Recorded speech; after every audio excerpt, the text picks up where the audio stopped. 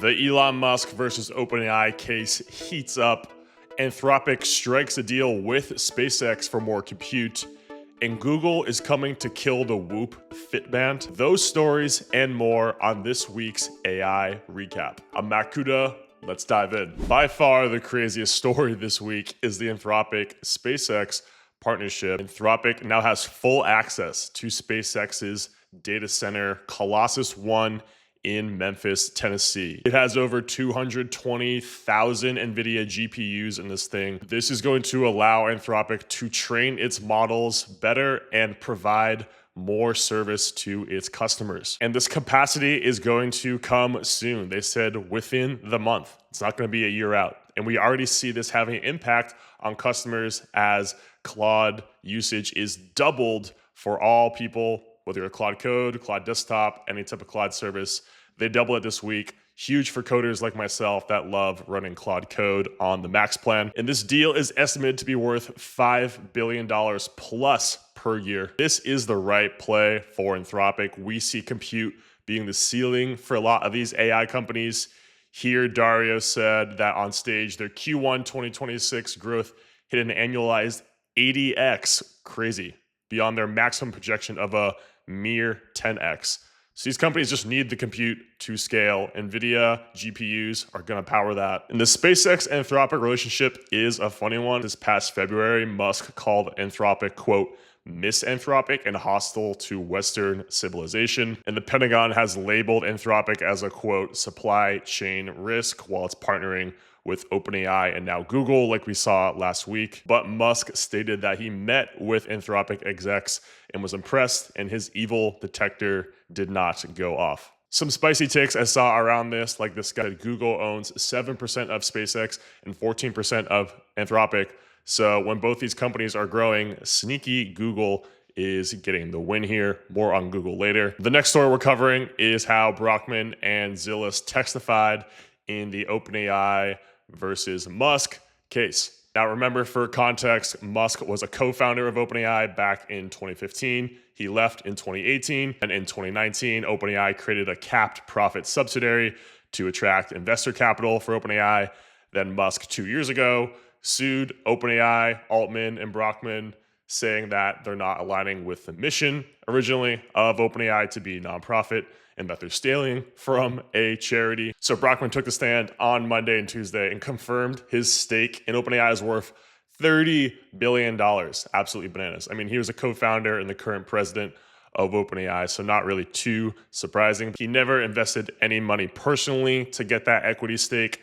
And a 2017 journal entry read in court said, financially, what will it take for me to get to 1 billion?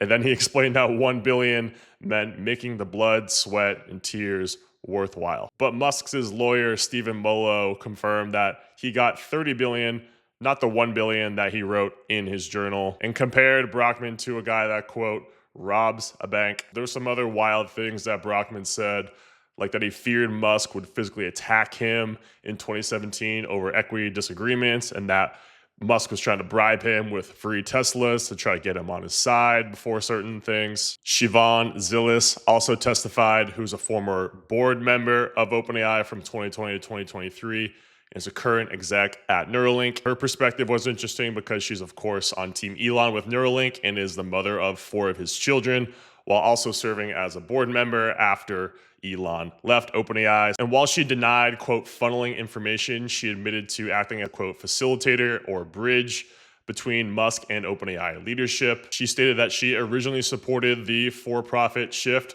believing it would be helpful to the non-profit mission. Sam Altman is expected to take trial next week. We'll definitely be covering that in next week's recap because that will be crazy. OpenAI was also shipping this week when they released GPT-5.5 Instant, replacing the default model in ChatGPT. Allegedly, this has 52.5% less fewer hallucinations on high-stakes prompts and also 37% fewer inaccurate claims on conversations users previously flagged. Overall, it's supposed to just be more concise, better memory, more personalized. I personally haven't noticed too much of a difference. I mean, maybe some of the chats are a little shorter. They give some examples on their docs, like solving this math equation, 5.3 just a lot of bullets, but here gives a better explanation of it. And yeah, definitely this, like the previous 5.3 on the left here was very like large bullets and then a ton of explanation. Whereas on the right, you can see it's just quick and concise bullet points. That's at least a win. My personal experience, like just before this video, I was trying to get my camera set up. It wasn't working. And it gave me this kind of weird-ish bullet list. And then it brought in like my height, like saying at 6'6", desk setup, which really wasn't related to it at all. It was almost just like adding personalization because it could. Though it is overall a little concise, that's why I see myself going to Claude a lot more. It doesn't beat around the bush, just get straight to the point. But at least they're trending in that direction and knowing that they have to fix things on 5.5, so that's a win. Reminder on all their models here and what they currently do. Yeah, I use 5.5 for all things chatting, and if I'm gonna use Codex for a long task, I'll use 5.5 Pro. 5.5 thinking is just a little too slow for me, and if I want to do research, I do it on Claude. Now, in addition with the SpaceX deal, Anthropic also announced a ton of upcoming features to Claude at their Code with Claude conference that happened in San Francisco this past week. I made a full deep dive video on it. Check it out down here. But to highlight some of the features they shipped, they have dreaming. So now your agents can review old sessions, rewire their memory overnight on their own, no intervention required. They also have outcomes. Similar to Codex's /goal command, you can now write a rubric and a separate grader agent will manage the coding agents to see whether the task is done, or any type of agents, whether it's, build this full stack app or write a Q3 report for our financials. There'll be agents doing the work, and then an outcome rubric agent is grading it to get better results and ensure you get there quickly. They announced agentic teams where a lead agent can delegate up to 20 agents to get the job done in parallel for faster execution time and higher quality output, and routines, which I'm pretty excited about. You get 15 free per day in Claude today. Basically just cron jobs that run on Anthropic's cloud, so they can run with your laptop closed. We saw a demo in my video to say, hey, at 2 a.m., summarize all the AI news for me. I like all these new features, though my initial take was, okay, these are gonna be burning a ton of tokens. So how is that gonna fit into the Pro and Max plans for Claude users? And a wild announcement this week was Google's announcement of the Fitbit Air, allegedly their Whoop killer. I'm pretty interested in this. It's their new $100 hardware. It weighs lighter than the Whoop, and it has no monthly subscription. So you get your sleep data, recovery, workout data, all for free. Whereas, I made this table over here. Whoop, you're paying $20, $30 a month, depending on your plan, at least, to get that data. Granted, your device is free, but, just after 3 months, you're up for the price of the Fitbit Air.